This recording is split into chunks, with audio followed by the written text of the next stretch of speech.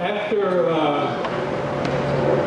the beginning of the war, Doolittle was working up in Michigan and Hap Arnold tapped him to come to Washington, and he was told that he was to do the mission. Now that was on the 17th of January 1942. They had already pre-selected a takeoff date of 19 April 1942. That gave him about 90 days to organize, supply, and plan and everything for the mission.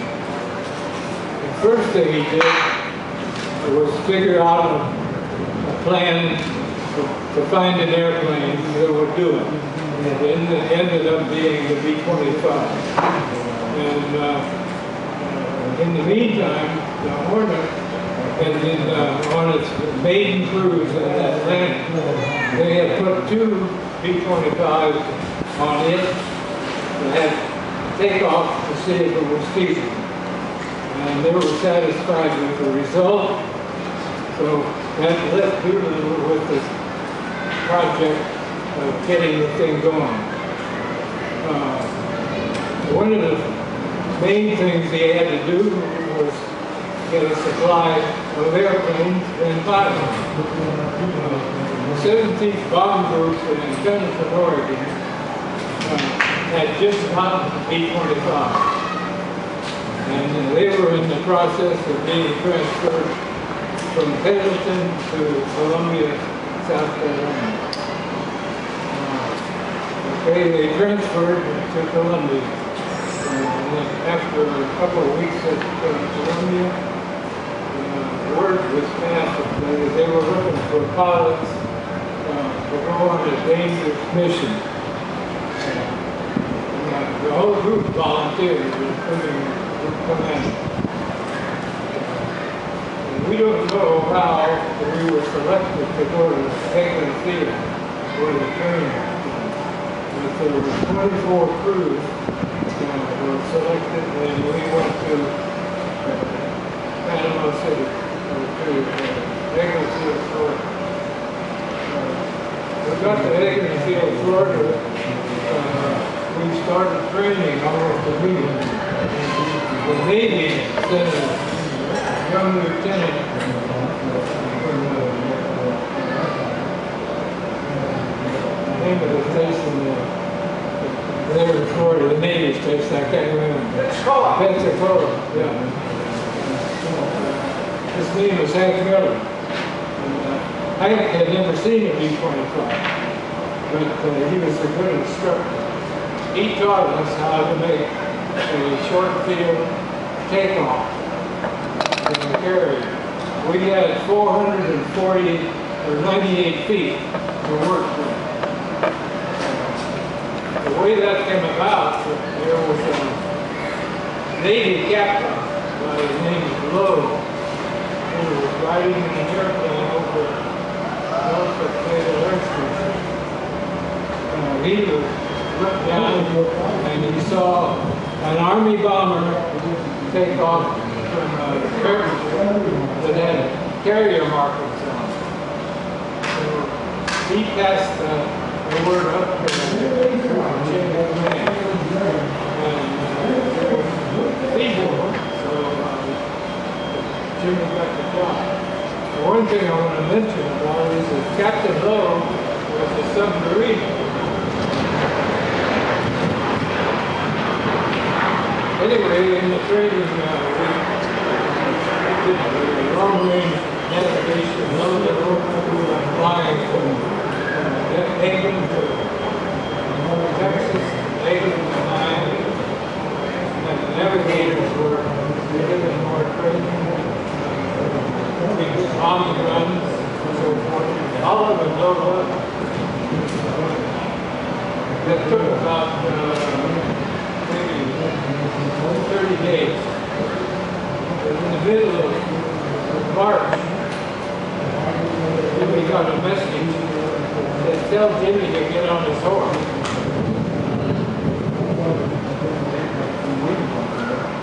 left Hagen and flew to Sacramento, California, where the airplanes, some of them had new prop put on and so forth.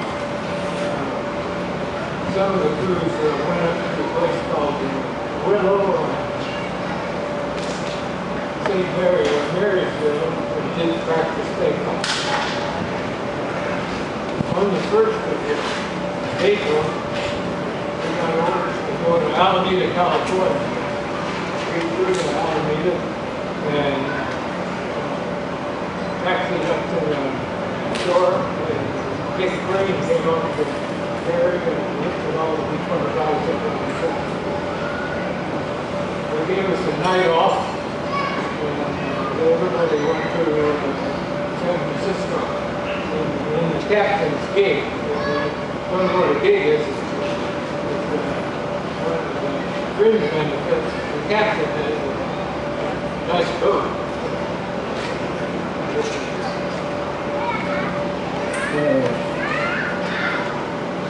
Everybody went up to the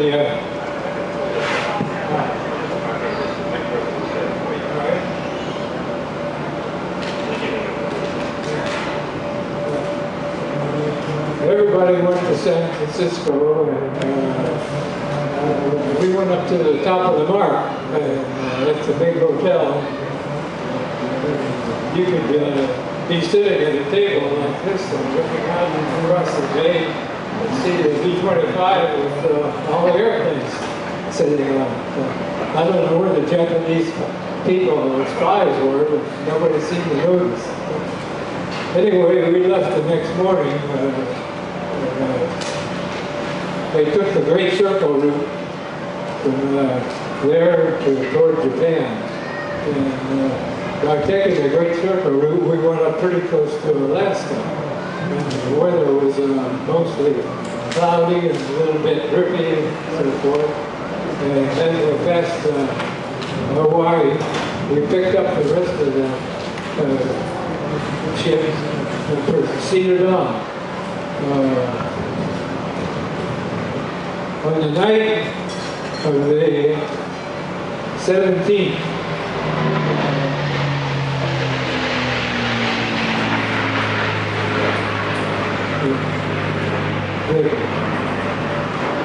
the Hornet picked up on surface radar a Japanese fishing boat, which was really a long-range picnic ship. And the picnic ship radioed back to Tokyo that they had seen two carriers.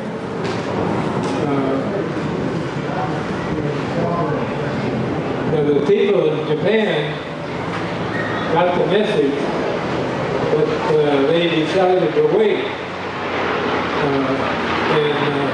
In the meantime, we ran across another fishing ship called the Doolittle. And at this time, we couldn't circumvent it or anything, so the Navy decided that this was going to be a big problem, and the Nashville got orders from the task force commander to sink it, so they sunk it. And after that time, there was a few period of time, and Halsey made up his mind that we would launch. Okay, we launched at 8 o'clock in the morning. The original plan was that we would launch at dusk on the 19th. And being the first aircraft, we were with Pathfinder and had incendiary bombs. And our job was to light up Tokyo, the northwest part of the city, with all the flammable housing materials.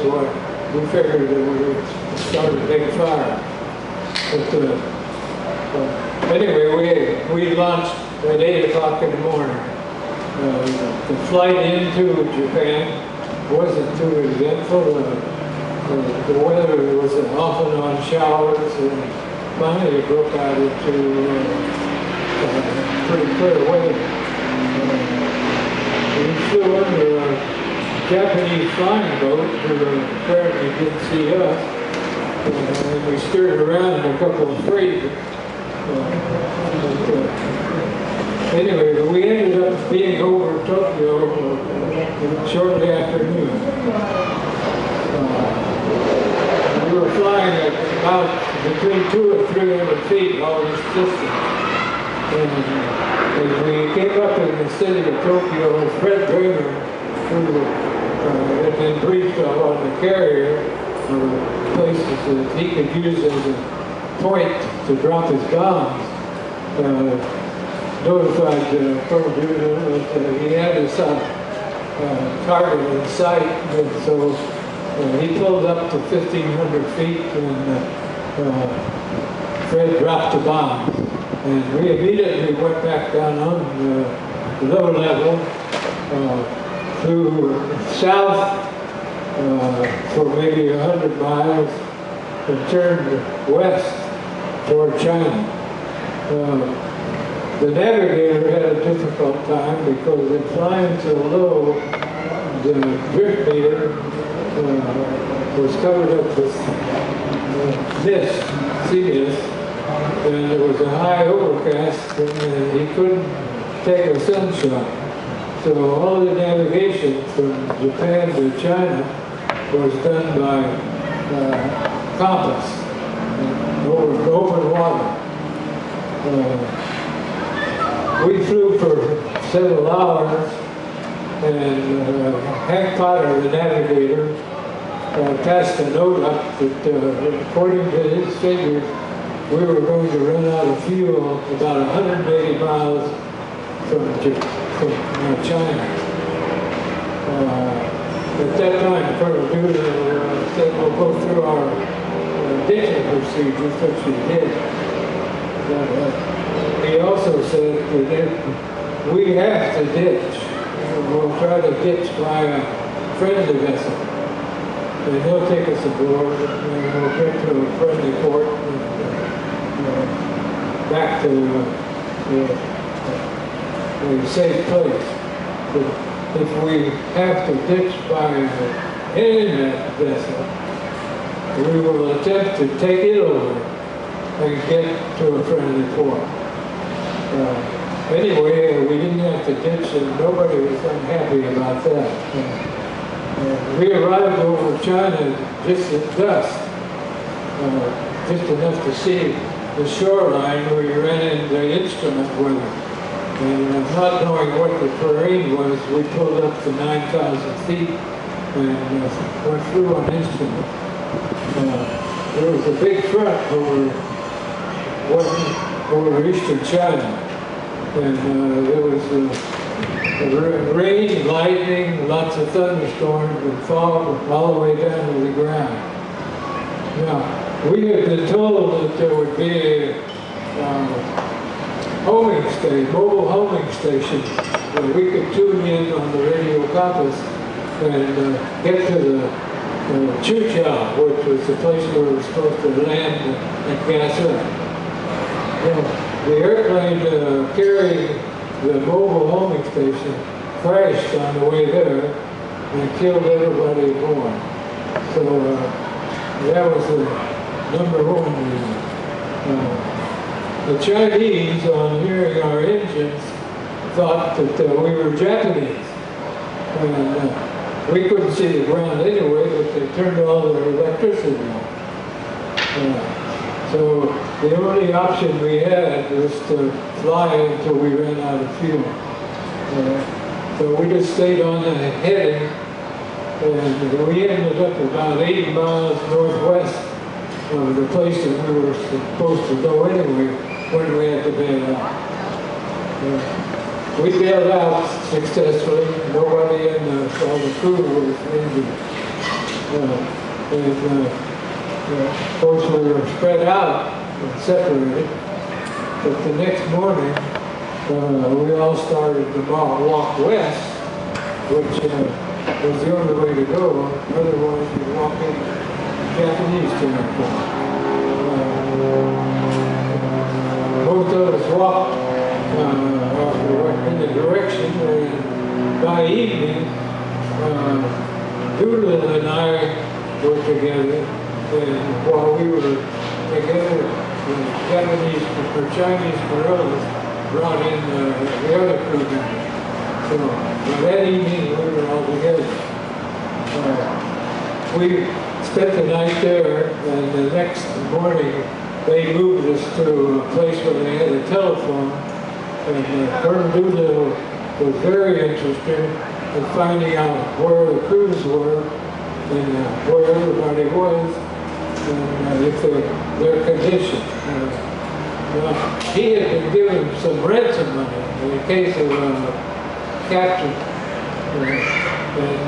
While we were making our trek through China, we ran into a young man by the name of John Birch, who was a missionary with his parents. He could speak fluent Chinese, and with the money that Doolittle had, they tried to ransom the two crews that were captured. But sadly, the ransom deal didn't work, and we couldn't stay there very long because the Japanese were hot on our trail. The Chinese were very helpful. They took us through places that there was not much evidence of being captured. One time there was kind of a difficult. We were port of Border Riverboat about 4 o'clock in the morning. The riverboat was a Japanese riverboat with a circulating light. The little boat that we were put in was about maybe 30 feet long, and they put us behind a partition with a wood partition that had cracks in it. You could see the rotating light. You could see the rotating light, and we were stopped by the Japanese. The guy that was the captain on our ship was successful in a couple of days, when a C-47 from the 10th Air Force in India came in and picked us up to take us to Chongqing. We went there, were debriefed and so forth, and since we'd lost all our clothes and everything, we got sent to Calcutta, India, where we were re-outfitted. Colonel Doolittle came home. Hank Potter, the navigator, came home. There were no orders for the rest of the crew, so I ended up staying in China, flying the hump. And Colonel Doolittle was sent home, and then he was sent to Africa as commander, I think, of the 15th Air Force in Africa. I got to come home 14 months later. That's about it.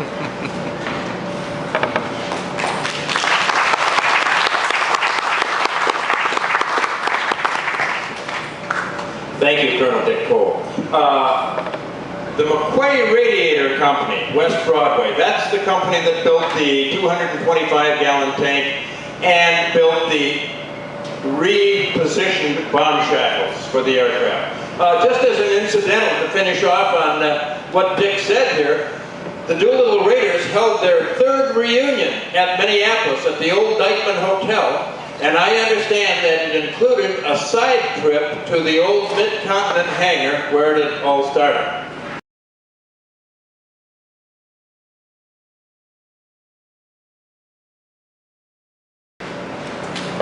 Our next speaker is Jim Hill, notorious from Pappy Boyington's BMF 214 Black Sheep.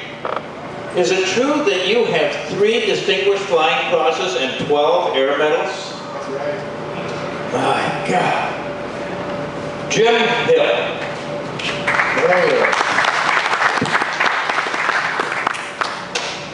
I'd like to tell you a little bit about our commanding officer, Pappy Boyington. He was quite a character. You know, he started out in the Chinese War. And Sheriff Pappy was a party man, a good drinker, and he got along with just about everybody, but he didn't get along without any of the Japanese pilots or people. Now, they knew he was a good pilot, one of the best fighter pilots that they'd ever known, but that wasn't enough. As far as character was concerned, he was a wild man. However, the best thing that ever happened to Pappy was when they disbanded the Chinese squadron that he was in, and he was sent to the United States to the procurement outfit in the South Pacific. It happened to be the same place that I was headed for, and 27 other pilots were headed for. It was a reunion of pilots that were unassigned and flying all over the world, really, in the South Pacific. Now, Pappy was, he wasn't sure when he landed in the South Pacific what was going to happen, but he found out he was in this pool of pilots. And he happened to be a buddy of the commanding officer, General Moore, out there. And he went to General Moore and said, I've got 27 brand new young pilots here, and they're eager to go. Some of them have been in combat, but most of them have never been in combat. He said, I would like to take these 27 pilots and have my own squadron. And the general said, well, I tell you, we really need another Marine fighter squadron because we're getting shot up pretty good. So you've got it, Pappy. Take those 27 pilots, do what you have to get them ready for combat, and go ahead with your plans. Well, Pappy got us together and gave us a short talk, and it kind of impressed us. And we later went out and had a few drinks together. And Pappy, usually when he had a few drinks, he wanted to fight anybody. That was his nature. He wouldn't like to get into a fight. Well, we didn't put up any fight. So we cooled off. And he said, okay, I'm going to fly with every one of you fellas individually and see if you qualify for heavy-duty flying.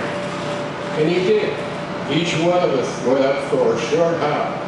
And when he came down, he would give the up signal or the down signal. Well, it turned out he gave up the up signal to 26 of his pilots. But the last one, he said, his name was Bob McClure.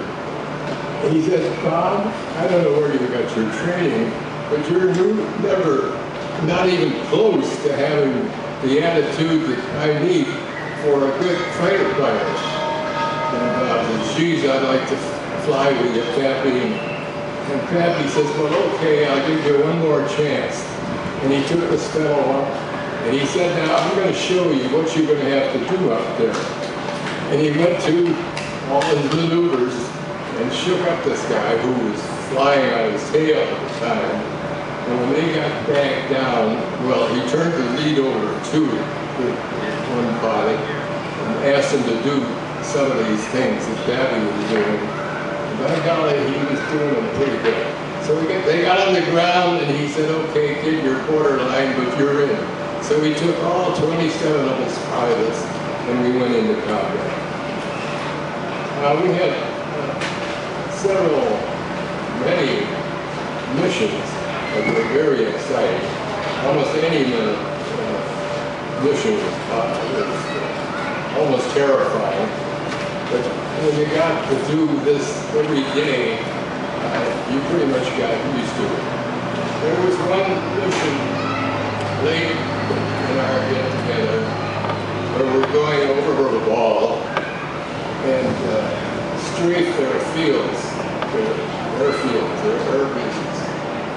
And we got up over the target and we said, what's going on here? We thought we'd be met by a bunch of Japanese fighter pilots. Nobody met us. So we got right up over to their installation at Prairie. And Pappy got on the radio and says, well, come on up and find you SOBs. And with that, we could see them taking off 2 by 2, circling the field and coming up after us. And we watched them, and we watched them. And we thought, what's going on? They keep coming up after us. Well, Pappy said, boys, they're going to make it easy for us. And while they were still below us, we made a run on them. We peeled off one by one and went after these Japanese pilots. And I remember I got a good line on one and a few good bursts. And he burned in the flames and went down. And I saw several others going down. And we went through mechanics and we regrouped. And Pappy said, boy, you guys, you learned in a hurry, didn't you? And then we returned to base. But on that particular mission, we had shot down 8 or 10 planes. And it didn't take much time to do it.